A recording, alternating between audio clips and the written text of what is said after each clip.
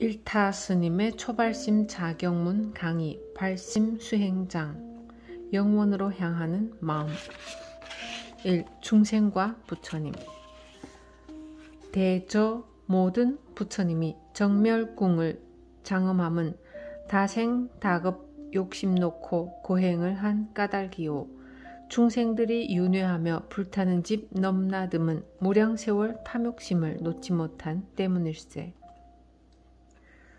부재불재불 장엄 정멸궁 어다겁해 사욕 고행 중생 윤회 화택문 어무량세 탐욕 불사. 부처님은 어떠한 분인가? 발심 수행장을 쓴 신라의 원효 대사는 우리나라 최고의 고승으로 대부분의 불자들이 잘 알고 있는 분이므로 특별한 소개 없이 바로 발심 수행장 풀이로 들어가겠습니다. 원효 스님은 발심 수행장의 첫머리에 모든 부처님이 정멸궁을 창엄하셨다는 글을 두었습니다. 왜 원효 스님께서는 이 글을 가장 앞에 두었을까요? 그 까닭은 이것이 모든 불자들의 목표요 나아가야 할 바이기 때문입니다. 우리는 불자입니다. 우리들 스스로가 부처님의 아들딸이 되기로 작정한 존재입니다. 따라서 불자라면 어버이 되시는 부처님이 어떠한 분인가를 분명히 알아야 합니다. 부처는 범어로 붓다에서 나온 말입니다. 중국에서는 붓다를 음역하여 불이라 하였고 뜻으로 번역하여 각자 깨달은 이라고 하였습니다. 곧 진리 그 자체인 법을 깨달은 분이라는 뜻입니다. 그러나 부처 속에 담긴 각의 의미는 이것 이상입니다. 자각, 각타, 각행, 원만입니다. 스스로 진리를 깨달았고 그 진리로서 다른 사람을 깨우칠 뿐 아니라 깨달음의 행이 원만한 분, 이것이 붓다, 곧 각에 대한 정통적인 해석입니다. 그리고 불교에서는 부처님에 대한 10가지 칭호인 열의 시포를 통하여 부처님이 어떠한 분인가를 가르치고 있습니다.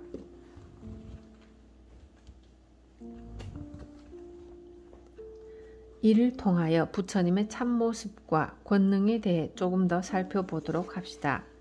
1. 열애 범어 타타 아가타를 뜻으로 옮긴 열애는 지금까지의 부처님들과는 같은 길을 걸어서 열반의 저언덕에 도달한 사람, 진리 또는 진리에 도달한 사람을 가리키는 말입니다. 곧 열애는 진요의 세계에서 오신 분이라는 뜻입니다.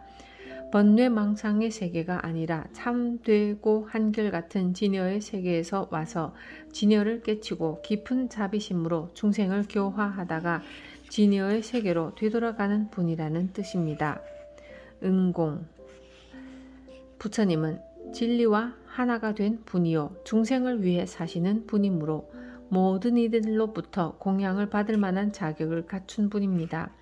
곧 어떠한 공양도 받을 만하다, 어떠한 공양에도 응할 만하다는 뜻에서 응공이라고 칭합니다. 세 번째는 정변지. 정변지는 정지와 변지를 합한 말입니다. 곧 부처님은 진리인 정지를 정확하게 알 뿐만 아니라 중생을 위한 방편인 변지도 온전하게 알고 있는 분이라는 뜻입니다. 네 번째는 명행족. 명행족의 명은 삼명, 곧 세 가지 밝은 지혜로 숙명명, 천안명, 누진명이 그것입니다.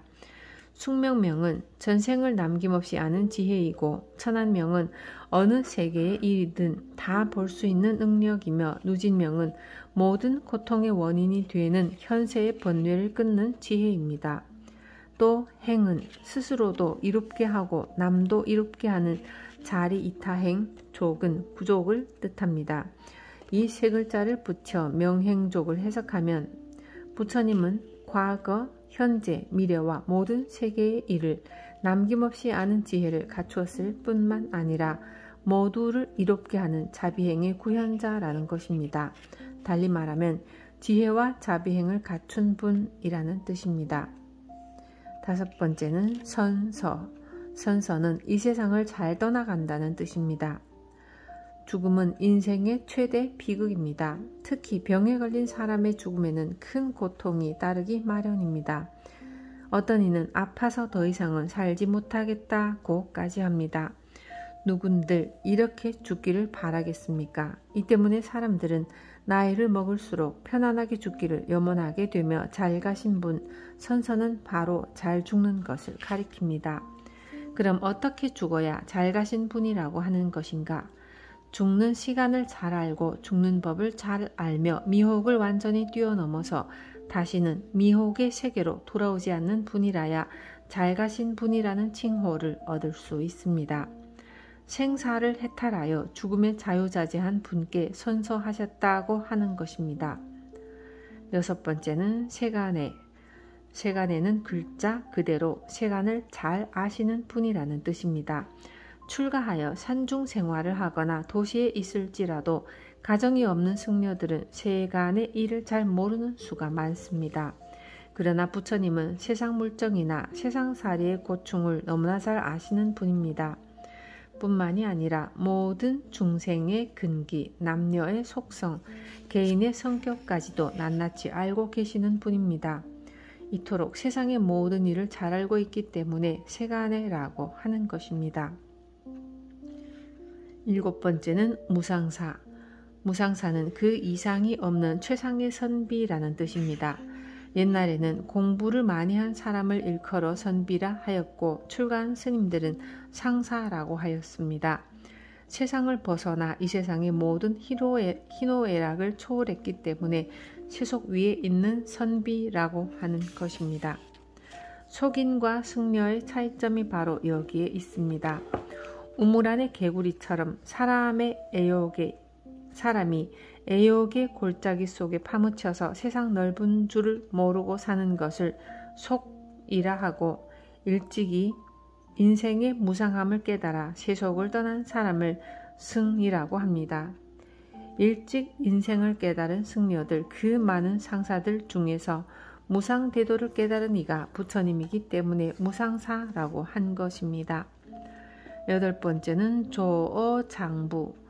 조어장부를 그대로 풀이하면 장부들을 잘 조복하고 제어한다는 뜻입니다. 장부라고 하면 흔히 남자를 연상하지만 남자만이 장부가 되는 것은 아닙니다. 비록 남자라 할지라도 자기 자신과 가족 외에는 돌아볼 줄 모르는 졸장부가 많으며 여자 중에서도 남을 위해 기꺼이 자기를 희생할 줄 알고 진리를 추구하는 여장부가 많습니다. 부처님은 이러한 대장부, 여장부들의 마음을 고르게 다스려서 열반의 세계로 인도하기 때문에 조어장부라 한 것입니다. 9번째는 천인사. 모든 하늘과 인간의 스승이 될 수 있는 분은 오직 부처님 뿐이라고 하여 천인사라 하였습니다. 물론 부처님은 육도의 중생, 지옥, 아귀, 축생, 아수라, 인간, 천상계에 살고 있는 모든 중생의 스승입니다. 그러나 육도 중 지옥, 아귀, 축생계의 중생들은 아둔하여 부처님의 법문을 그대로 수용할 수 있는 그릇을 갖추고 있지 못합니다. 그러므로 부처님의 법문을 잘 수용할 수 있고 능히 가르침을 받을 만한 천인이나 우리 인간들만을 택하여 천인사라 한 것입니다. 불세존. 불세존은 진리를 깨달아 가장 존귀하게 된 분이요 만덕을 갖추고 있어 세간의 존경을 받아 마땅한 분이라는 뜻입니다. 이상과 같은 부처님의 10가지 호칭을 잘 이해하게 되면 부처님께서 어떠한 능력을 갖추고 계신지를 짐작할 수 있습니다. 곧 진리의 세계에서 오신 분, 능히 공양을 받을 만한 분, 진리와 방편을 모두 통달하신 분, 시간과 공간을 초월하여 모든 것을 꿰뚫어 보시는 분, 지혜와 자비를 함께 갖춘 분, 생사를 해탈하여 잘 가시는 분, 세간의 모든 일을 잘 이해해 주시는 분, 스승들 중에 최상의 스승이요 모든 장부들을 다스리는 분, 인간은 물론이요 천신들의 스승이 되시는 분, 진리를 깨닫고 만덕을 갖추어 세상의 존경을 받아 마땅한 분이 부처님이십니다. 이 얼마나 거룩한 분이십니까? 우리 불자는 이런 거룩한 분의 아들, 딸인 만큼 마땅히 큰 자부심을 품고 살아가야 합니다. 이제 본론으로 돌아갑시다. 원효 스님이 본문의 첫머리에서 거듭 반복하여 제불제불이라 하였습니다. 이렇게 제불을 연이어 쓴 것은 모든 부처님을 지칭하고 있음을 나타내고자 한 때문입니다. 흔히 여러 부처님이라고 하면 과거 7불을 먼저 연상하게 됩니다. 과거 7불은 불교의 현겁에 있었던 7 부처님으로 비바시불, 시기불, 비사부불, 구류손불, 구나한불, 가섭불, 석가모니불을 가리킵니다. 또 모든 부처님이라고 할 때는 3대급 동안 출현하는 부처님을 지칭하게 됩니다. 1대급은 지구가 생성된 뒤 소멸되기까지의 시간을 말합니다. 지금은 소멸되었으나 과거에 지구 세계가 있었던 장엄겁, 현재의 지구가 생성된 뒤 소멸되기까지 현겁, 현재의 지구가 소멸되고 난 다음에 다시 생겨나는 미래의 지구시대 성숙겁, 이 셋을 일컬어 3대겁이라고 합니다. 그리고 1대급마다 1000불씩 합하여 3000불이 출현한다고 합니다.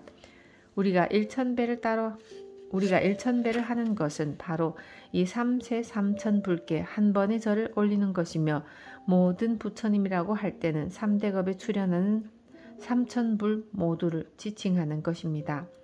부처님이 장엄하신 정멸궁, 그러면 이 부처님들은 어디에 계시는가? 원효 스님은 정멸궁에 있다고 하셨습니다.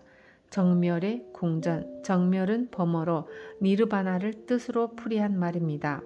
니르는 사라지다, 꺼진다 등의 상태를 나타내는 부정적인 접두사이고 바나는 불이므로 니르바나라고 하면 불이 꺼진 상태를 가리킵니다. 번뇌의 불길이 모두 꺼져서 본래의 고요함으로 되돌아간 상태를 일컬어 정멸이라고 하는 것입니다.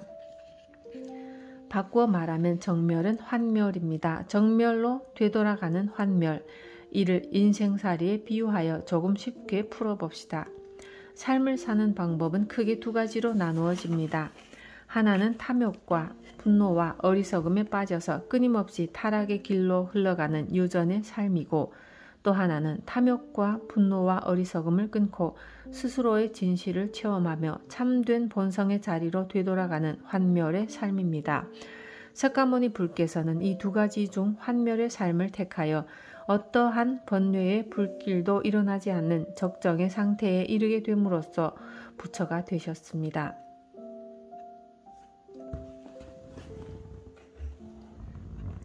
그리고 45년 동안 중생들에게 환멸의 삶을 가르치다가 이 육신으로 인한 마지막 장애까지를 모두 버리고 정멸의 보궁으로 돌아가신 것입니다. 우리가 부처님의 사리를 모신 곳을 정멸보궁이라 하는 까닭도 바로 여기에 있습니다.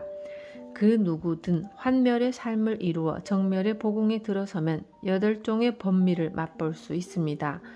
첫째는 생멸 변화 없이 늘 머무르는 상주미, 둘째는 번뇌의 불길이 완전히 꺼진 정멸미, 셋째는 영원히 늙지 않는 불로미, 넷째는 다시는 죽지 않는 불사미, 다섯째는 언제나 깨끗한 청정미, 여섯째는 허허로이 통하는 허통미, 일곱째는 동요됨이 없는 부동미, 여덟째는 항상 행복한 쾌락미. 이와 같이 정멸궁 안에는 영원, 행복, 자유로움, 청정 등의 갖가지 덕이 충만되어 있습니다. 그렇다면 부처님의 정멸궁은 어떻게 만들어지는 것인가? 원효 스님께서는 오랜 세월 동안 욕심을 버리고 고행한 때문이다 하셨습니다. 바로 이것입니다. 한량없는 세월 동안 욕심을 버렸고 모든 괴로움을 참고 이기며 용맹정진을 했기 때문입니다. 하고 싶은 것, 먹고 싶은 것, 갖고 싶은 것을 쫓아가지 않고 힘든 수행을 기꺼이 감수한 결과 정멸궁을 장엄하게 된 것입니다. 이를 지은 대로 받는 업의 논리로 풀어봅시다. 만일 나쁜 업의 발생 요인이 되는 욕심과 분노에 빠지지 않게 되면 지금부터는 나쁜 업을 짓지 않게 됩니다. 그리고 과거에 지은 나쁜 업을 소멸시키고자 하면 지금 지난 세상의 업보들을 기꺼이 받아야 합니다. 곧 탐욕과 분노를 일으키지 않고 현재 나에게 다가온 업보를 기꺼이 받으면서 살아가면 영원하고 행복하고 자유롭고 청정한 정멸의 궁전이 저절로 지어지게 되는 것입니다. 그리고 정멸궁을 짓고자 하는 불자들은 무엇보다 먼저 지금의 업보를 기꺼이 받고자 해야 합니다. 아무리 현실이 괴롭더라도 기꺼이 받겠다는 마음가짐으로 육체적, 정신적인 고통을 참고 견디면 나쁜 업이 더 빨리 소멸되기 때문입니다. 이렇게 하여 과거의 나쁜 업이 다 녹아 죄가 없어지면 복이 생기고 죄멸, 복생, 복이 깃들면 마음이 신령스러워집니다. 복지, 심령. 만일 우리의 마음이 항상 신령스럽다면 그 결과가 무엇이겠습니까? 성불이요, 부처님이 될 수밖에 없습니다. 중생의 불타는 집.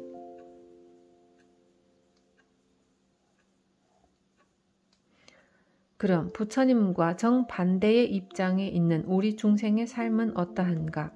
원효 스님께서는 불타는 집 속에서 맴돌고 있다. 윤회하며 불타는 집을 넘나들고 있다고 하였습니다.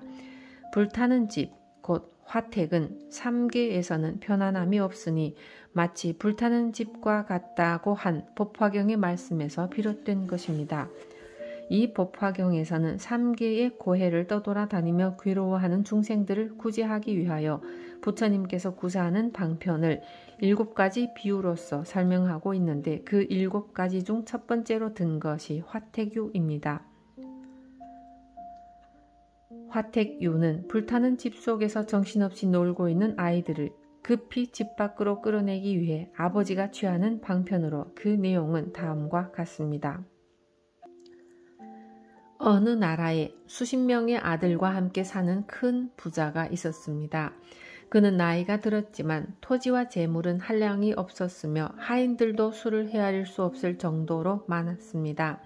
그와 아들들은 매우 넓고 큰 집에서 살고 있었으나 출입을 할 수 있는 문은 단 하나밖에 없었으며 집이 낡아 벽은 떨어지고 기둥뿌리는 썩고 대들보는 기울어져 매우 위태로운 상황에 처해 있었습니다.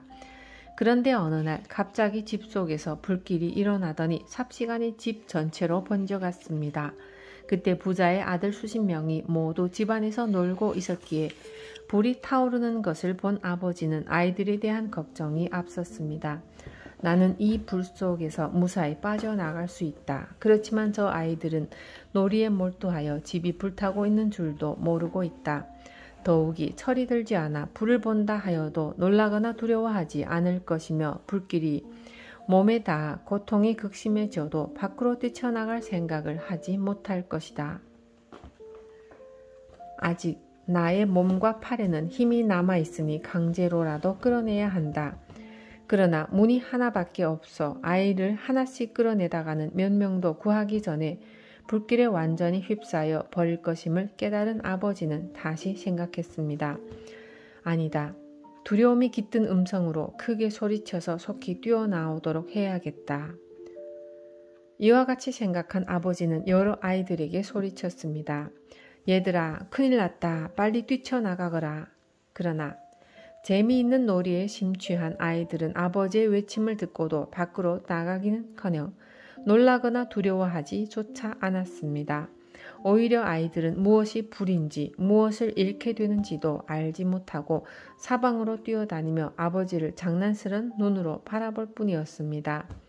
이 집에서 조금만 더 지체하게 되면 모두가 불에 타 죽을 것이다. 방편을 써서라도 이 아이들을 구하지 않으면 안 된다. 아들들이 좋아하는 것을 잘 알고 있었던 아버지는 이렇게 말했습니다. 이 아버지가 너희들이 좋아하는 수레들을 준비했단다. 지금 너희가 이것을 갖지 않으면 반드시 후회하게 될 것이다.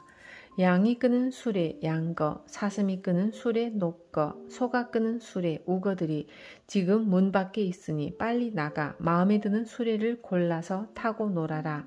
그 수레들을 너희에게 줄 것이니라. 아들들은 기뻐서 어쩔 줄 몰라 하며 앞을 다투어 뛰쳐나갔고 아들들이 불타는 집에서 무사히 벗어난 것을 본 아버지는 비로소 안도의 숨을 쉬었습니다. 이때 아들들이 일제히 말했습니다. 아버지, 약속하신 수레를 주셔야죠. 양의 수레, 사슴의 수레, 소의 수레는 어디에 있습니까? 아버지는 여러 아들들에게 양수레, 사슴수레, 소수레가 아니라 여러 가지 보배로 장식한 아주 멋진 큰 수레 하나씩을 주었습니다. 그 수레의 난간 사면에는 방울이 달려 있었고 위쪽으로는 차이를 쳤으며 고운 자리에 붉은 베개까지 놓여 있었습니다. 더욱이 그 수레는 털빛이 깨끗하고 몸체가 아주 큰 흰 소가 끄는 것이었습니다. 흰 소는 힘이 셀 뿐 아니라 걸음걸이도 평정하고 빠르기가 바람과 같았고 많은 시중들이 수레 주위를 호위하고 있었습니다. 아버지가 아들들에게 처음 약속한 것보다 월등히 더 좋은 수레를 주게 된 것은 다음과 같은 생각 때문이었습니다. 나의 재물은 다함이 없다. 어찌 나쁘고 작은 수레를 아들들에게 주랴. 이 아이들은 모두가 나의 자식. 어찌 사랑함에 치우침이 있을 수 있으리. 칠보로 된 큰 수레가 나에게는 한량없이 많으니 평등한 마음으로 각자에게 하나씩 주어 차별하지 않으리라. 이 비유 속의 아버지는 부처님이요 아들들은 중생인 우리 불자들입니다. 사람들은 흔히 아이고 속탄다, 속에서 천불이 끓어오른다 고들 합니다. 바로 내 마음의 불집 속에서 매일같이 속을 태우고 볶고 끓이고 섞이는 것입니다. 스스로 불집 속에 들어가 속을 태우며 살아가는 것, 이것이 바로 중생의 삶입니다. 집이 불타고 있고 조금 있으면 타죽게 되어 있는데도 그 집 속에서 무엇인가를 하기에 바쁜 존재, 그것이 바로 중생입니다. 부처님께서는 이러한 중생들을 불타는 집 밖으로 나오게끔 인도하는 분입니다. 하지만 중생의 근기가 각각인지라 자신이 이해하지 못하는 것은 받아들이려 하지 않습니다. 그래서 부처님께서는 먼저 그들 각각이 원하는 선물을 주겠다고 합니다. 자세한 설명을 원하는 성문의 성품을 지닌 이에게는 양의 수레를, 홀로 조용히 명상하며 인연의 이치를 관찰하기를 좋아하는 연각의 성품을 지닌 이에게는 사슴의 수레를, 남에게 베풀기를 좋아하는 보살에게는 소의 수레를 주겠다고 하여 이끌어 드립니다. 그러나 부처님의 대자비는 성문, 연각, 보살의 경지에서 멈추지 않습니다.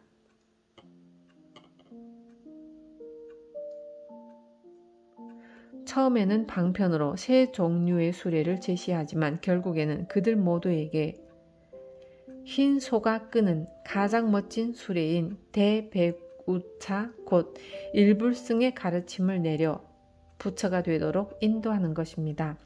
그렇지만 법화경의 화택유에서처럼 대부분의 중생은 불의 무서움도 잊은 채 자기들의 놀이에만 몰두하고 있습니다. 그들은 좀처럼 집 밖으로 나가려 하지 않습니다. 불타는 집에서 정신없이 살다가 그 불에 타서 죽고 또다시 불타는 집에서 태어나 죽고 또 죽고, 이것이 윤회하는 중생의 모습입니다. 그렇다면 중생의 집인 화택은 어떻게 해서 생겨나는 것인가? 좁게 말하면 원효 스님의 말씀처럼 한없는 세상에서 탐욕을 버리지 못하기 때문이고, 조금 더 넓게 보면 삼독심 때문입니다.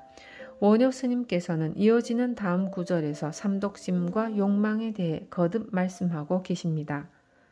불자들이여 간곡히 당부드리오니 부처님에 대한 확고한 믿음 속에서 지금의 탐욕을 놓아버리고 진한 업을 기꺼이 받겠다는 자세로 살고자 하는 발심을 합시다.